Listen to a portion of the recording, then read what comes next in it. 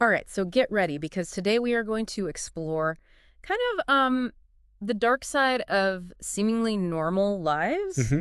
We're taking a deep dive into the world of Frederick Pete Cox. Okay. You might be thinking who, Yeah. but trust me, this is a story that will stay with you. Right. Imagine like a telemarketer, Okay. a family man, even an army veteran who also happens to be a convicted serial killer. It's that jarring contrast Yeah. that makes these cases so fascinating, isn't it? Oh, yeah. The idea that someone could be living a double life, hiding such darkness beneath the surface. Yeah, it's like something out of a movie. Right. But this was real life in Orlando, Florida, back in 1997. We've got news articles, court documents, even some psychological analyses of Cox. Wow. So today we're going to piece together his story, Okay. who he was, what he did, and how he was eventually caught. And it all starts with a seemingly average life. Right. Cox was born in Tallahassee, Florida in 1953, but he later moved to Orlando. He graduated high school, served in the Army over in West Germany, even got an honorable discharge. Mm-hmm. After coming back, he was in the Army Reserve for about 20 years. So far, so good, right? Yeah, Seems like a pretty upstanding citizen. right. But then things take a bit of a turn. He worked a bunch of different jobs after his service, even spent a little time as a correctional officer. Oh, wow. It's almost ironic considering what his future held. Right. Although he was actually fired from that job for sleeping on duty. Perhaps a sign of things to come. Interesting. So we've got this guy seemingly dedicated to service and the law, but also getting fired for, well, slacking off. Yeah. Did anyone suspect anything off about him back then? Well, his neighbors in Pine Hills described him as quiet, almost unfriendly. Didn't raise any major red flags, just kept to himself. But his family described him as a nice guy who loved his kids, spent his free time tinkering with his ham radio. So a classic case of he seemed so normal emerging, Right. even with a hint of kept to himself. Yeah. But before we get to the truly dark stuff, I have to ask about something else I found intriguing. He had a back injury in '96 that led to his discharge from the reserves, right? Yes. And he had to use a cane after that. I can't help but wonder if that played a role in his later actions. That's a great question. It's impossible to say for sure, but physical trauma can sometimes have profound psychological effects. There's research on how chronic pain or disability can lead to depression, anger, even personality changes. So you're saying this injury could have been a catalyst, pushing him down a darker path? It's certainly a possibility. It's often a complex interplay of factors that contribute to someone engaging in criminal behavior. And in Cox's case, there were some earlier signs that things weren't entirely right beneath the surface. He had a couple of run-ins with the law before the murders. Oh, right. There were those two incidents. Yeah. Fill us in. Well, in 1989, he was charged with indecent exposure. Okay. The records show he was caught masturbating on someone else's property. Okay. That's definitely crossing a line. Right. And this was supposed to go through something called a pretrial diversion program, right? Yes. What exactly is that? It's basically an alternative to traditional prosecution for certain offenses. The goal is rehabilitation, often involving things like counseling or community service. The idea is to keep people out of the criminal justice system, especially for nonviolent offenses. Interesting. So did he complete that program? He didn't actually. Oh. Before that could happen, he was arrested again in 1990 for possession of marijuana. So we're seeing a pattern of rule breaking, a disregard for societal norms. But it's still a far cry from murder, right? How did he handle the drug charge? He pleaded no contest and ended up doing community service. Okay. And get this, he volunteered for Mothers Against Crack Cocaine. Hold on, I need to process this. Yeah. The guy caught with marijuana is now working with an anti-drug group. Exactly. It raises some fascinating psychological questions. Was it a genuine attempt at redemption? Or was it a way to project a certain image, a facade, to hide his darker impulses? Criminologists sometimes call this a mask of sanity. In the mask of sanity. It's chilling to think he could have been so calculated. So we've got this seemingly normal guy with a hidden history of disturbing behavior, and this all culminates in 1997 when his dark urges explode into a full-blown crime spree. That's right. His pattern becomes clear, driving around Orlando in his tan Buick Park Avenue, targeting women he believed to be prostitutes. Okay. The terrifying escalation. Let's break down this spree. It seems like things get progressively more violent over just a couple of months. You're right. It all starts with Tracy Adams on March 12, 1997. And what makes this case even more disturbing is that Tracy wasn't a prostitute. She was simply fixing a flat tire late at night. Talk about being in the wrong place at the wrong time. Absolutely. Cox approached her, assuming she's a prostitute, and propositioned her. When she refused, he shot her in the arm. It's almost like a practice run, a chilling glimpse into his mindset. But thankfully, Tracy survived. She did, but with a lasting injury, a permanent reminder of that terrifying encounter. And this was just the beginning. 8 days later, on March 20th, he struck again. This time, his victim was Patricia Ann Logan, a woman who was involved in sex work. Okay. Cox shot her execution style and dumped her body near a lake. It's heartbreaking. He was escalating, becoming more brazen, more violent. Yes. And tragically, this was only the beginning of his spree. You're right. His next victim was Yolanda Niels on April 16th. Yolanda was also involved in sex work and accepted Cox's proposition.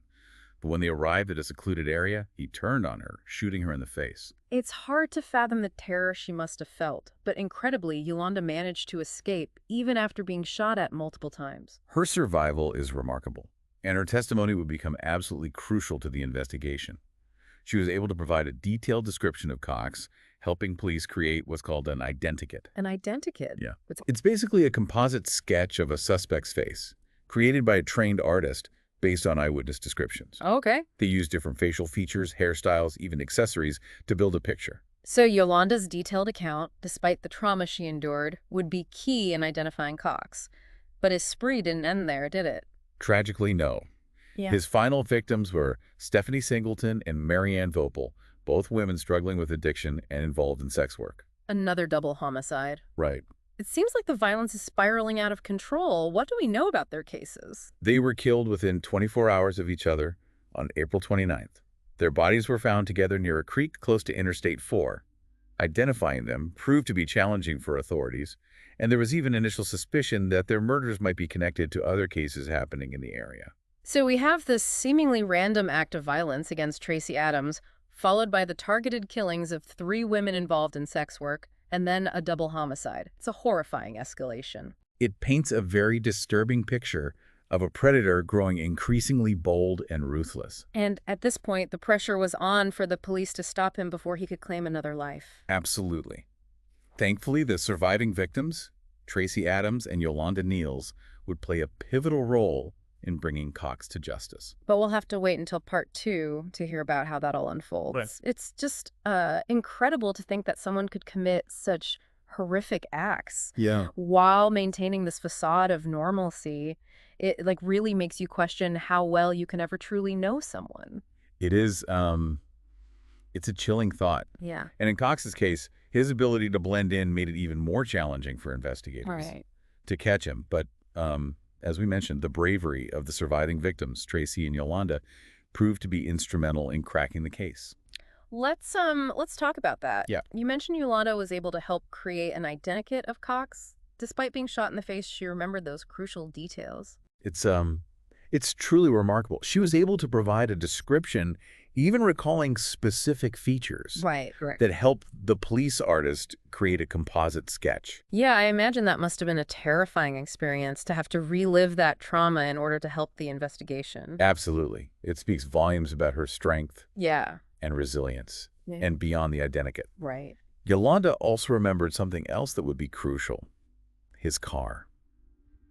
She was able to tell the police that he was driving a tan Buick Park Avenue. So now we have a face, or at least a sketch of one, and a vehicle. Did the police start looking for a tan Buick Park Avenue in the Orlando area? They did, but think about how many cars are out there. It's a bit like finding a needle in a haystack. Yeah. They needed something more specific Right. to narrow down their search. Right, and that's where Tracy Adams comes in. Yes. She had actually seen Cox before, Oh. and even more importantly, she remembered his license plate number. Wow. What are the odds of that? It's incredible, isn't it? It's like something out of a TV show. But in real life, those small details can make all the difference.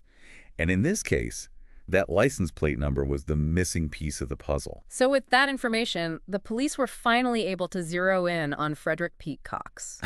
That's right. Okay. On May 21st, 1997, a little over 2 months after the first attack, they apprehended Cox and charged him with attempted murder. I can only imagine the shockwaves that must have sent through his community, his family, to think that someone they knew, someone they trusted, could be capable of such horrific acts. Yeah, it really speaks to the duality of human nature. Yeah. This seemingly ordinary man living this double life. What happened next? Did they search his house and car? They did. And while they didn't find much of significance at his house, Okay. the search of his car, that tan Buick Park Avenue, turned up some key evidence. Okay. They found a 9mm pistol Wow. and bloodstains on the carpet. Wow, the smoking gun. Quite literally. That must have sealed the deal. It did. Yeah. The pistol matched the caliber of the bullets used in the attacks, and forensic testing confirmed that the bloodstains belonged to at least one of the victims. The evidence was mounting against Cox, and a trial was inevitable. So what was the public's reaction to all of this? It was a media frenzy. Oh, wow. Newspapers were filled with stories about telemarketer terror and the double life killer. Wow. People were shocked, horrified, and desperate for answers. Yeah. How could someone who seemed so normal commit such monstrous acts? It's a question that we often grapple with in these types of cases. Right. The desire to understand the motivations Right. behind such violence. Exactly. Okay. And while we may never fully comprehend what drives someone to become a serial killer, the trial offers some insights into Cox's mindset. Right. The trial. But it wasn't exactly a straightforward process, was it? I remember reading that the first trial ended in a hung jury. You're right. In February of 2001, despite all the evidence, Right. one juror refused to convict. They argued that there wasn't enough proof of Cox's guilt beyond a reasonable doubt, leading to a mistrial. One juror held out. That's incredible. What happened to the other jurors? Some of them were outraged. Yeah. A few even made public statements urging the holdout juror to reconsider, arguing that the evidence was overwhelming. It must have been incredibly frustrating for the victims' families, for everyone involved in the case. Absolutely. Yeah. The emotional toll of a mistrial, Right. especially in a case like this, can't be underestimated. So what happened next? Did they just let Cox walk free? No, thankfully not. Okay. The prosecution was determined to retry the case. Okay. And in April 2001, just 2 months after the mistrial, a new trial began. And this time, justice was served. It was. Okay. The jury found Cox guilty of all charges. All right. He stood there, emotionless, as the verdict was read. No remorse, no reaction whatsoever. None. Wow. His defense attorney tried to argue for a lesser sentence, claiming that Cox had suffered some kind of mental break.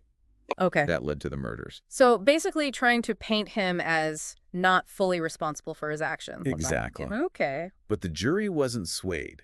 They saw him for what he was, a cold and calculated killer. What was the final sentence?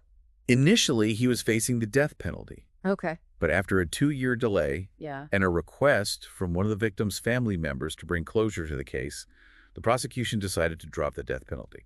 In 2003, Cox was sentenced to 3 life sentences plus 30 years for the attempted murder of Tracy Adams. 3 life sentences. That's a long time to reflect on the horrific crimes he committed, but at least the families of the victims finally got some semblance of justice. Yes, and while no amount of punishment can truly bring back the lives that were lost, this sentence ensures that Cox will never again be able to harm another person. This case is a chilling reminder that evil can lurk in the most unexpected places. Right. But it's also a testament to the strength and resilience of the human spirit, especially the surviving victims who played a vital role in bringing their attacker to justice. That's a powerful point. Yeah. Their courage in the face of such unimaginable trauma is truly inspiring. It makes you think about the broader implications of this case. What can we learn from this? How can we prevent such tragedies from happening again? That's a crucial question and one that deserves further exploration. I think one of the key takeaways from this case is the importance of awareness. We need to be vigilant, not just for ourselves, but for our communities, paying attention to those subtle red flags, those inconsistencies that might indicate someone is struggling or hiding something. You're talking about those early warning signs, like his run-ins with the law, the indecent exposure charge, the marijuana possession. Right. Looking back, those seem like missed opportunities for intervention. You're absolutely right. Yeah. It raises the question, could something have been done earlier? Could his escalation into violence have been prevented? It's impossible to say for sure, but it highlights the importance of early intervention and addressing those underlying issues that can contribute to criminal behavior. It's like, We tend to focus on punishment after the fact, but what about those preventative measures? Exactly. We need a more holistic approach. It's not just about law enforcement, but Mhm. also mental health services, community support, creating a society where people feel comfortable seeking help when they need it. Breaking down the stigma surrounding mental health issues is crucial. I think that's a really important point. Yeah, So often people are afraid to speak up, to admit they're struggling. We need to create a culture where seeking help is seen as a sign of strength, not weakness. I completely agree. Yeah. It requires a shift in mindset, both individually and collectively. Hmm. We need to be more attuned to the needs of those around us, more willing to offer support and resources. Right. And at the same time, we need to encourage individuals to be proactive about their own mental well-being. This case has certainly given me a lot to think about. It's a stark reminder that the world can be a dangerous place, but it also highlights the importance of community, awareness, and support. You've hit the nail on the head. Yeah. We can't live in fear, but we can be informed, engaged, and supportive members of our communities, and that, I believe, is the most powerful way to prevent future tragedies. Well said. It's been a fascinating, albeit disturbing, deep dive into the case of Frederick Pete Cox. A chilling reminder that even the most seemingly ordinary individuals can harbor dark secrets, but also a testament to the importance of resilience, justice, and the power of community. And as always, the most important takeaway is this: stay curious, stay informed, and most importantly, stay connected. Because the more we understand about human nature, the better equipped we'll be to navigate the complexities of the world around us. And with that, we leave you with one final thought. We've talked about recognizing red flags, understanding the potential for darkness in others. But what steps can each of us take to foster empathy, understanding, and support in our own lives? It's a question worth pondering as we move forward from this deep dive into the unsettling world of Frederick Pete Cox. You know, it's disturbing Yeah. how easily someone like Cox could just blend into society. Right. Like how long Yeah. he was able to hide his true nature. Right. It makes you wonder how many other Frederick Pete Coxes are out there, Oh, absolutely. hiding in plain sight. It's a question that haunts a lot of people, and unfortunately, there's no easy answer. But I think one of the key takeaways from this case is the importance of awareness.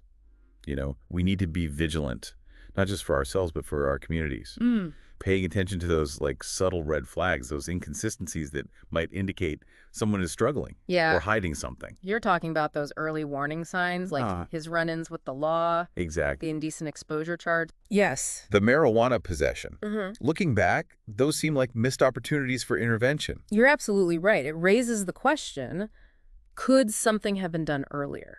Could his escalation into violence have been prevented? It's impossible to say for sure, Right. but it highlights the importance of early intervention and addressing those underlying issues that can contribute to criminal behavior. It's like we tend to focus on punishment after the fact, Right.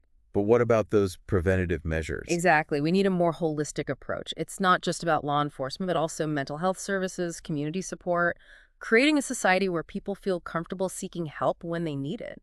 Breaking down the stigma surrounding mental health issues is crucial. I think that's a really important point. So often people are afraid to speak up, to admit they're struggling. We need to create a culture where seeking help is seen as a sign of strength, Right. not weakness. I completely agree. It requires a shift in mindset, both individually and collectively. We need to be more attuned to the needs of those around us, more willing to offer support and resources. Right. And at the same time, we need to encourage individuals to be proactive about their own mental well-being. This case has certainly given me a lot to think about. It's a stark reminder that the world can be a dangerous place, but it also highlights the importance of community, awareness, and support. You've hit the nail on the head. We can't live in fear, but we can be informed, engaged, and supportive members of our communities. And that, I believe, is the most powerful way to prevent future tragedies. Well said. It's been a fascinating, albeit disturbing, deep dive into the case of Frederick Pete Cox. A chilling reminder that even the most seemingly ordinary individuals can harbor dark secrets, but also a testament to the importance of resilience, justice, and the power of community. And as always, the most important takeaway is this: stay curious, stay informed, and most importantly, stay connected. Because the more we understand about human nature, the better equipped we'll be to navigate the complexities of the world around us. And on that note, thanks for joining us for this deep dive, and we'll see you next time. See you later.